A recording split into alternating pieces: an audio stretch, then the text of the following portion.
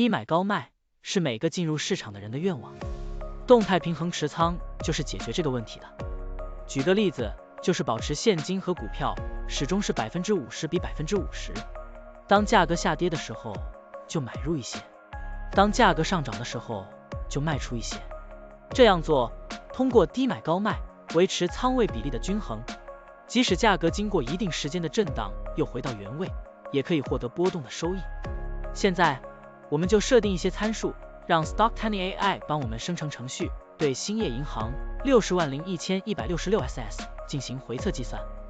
设定参数如下：检查间隔，每周五按照收盘价检查一次；价格梯度，每变化10%就启动买入或者卖出操作；运行时间从2023年1月1日到2024年4月30日；交易手续费设定为0.30%。这样设定节省了盯盘的时间和操作次数。好了，按照上面的设定，程序运行的结果是累计交易2次，期末持仓价值96313.79元，盈利负3.69%，相比持仓不动，多盈利2.11%。如果你希望更频繁的交易，可以把参数修改为持股仓位70%，每天按照收盘价检查一次持仓，每变化5%就进行平衡，这样就可以得到新的回测结果。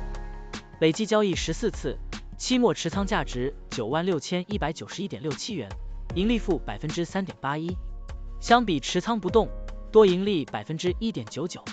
股票的波动特性不一样，盈利效果就不同，参数设定不同，盈利效果也会不同。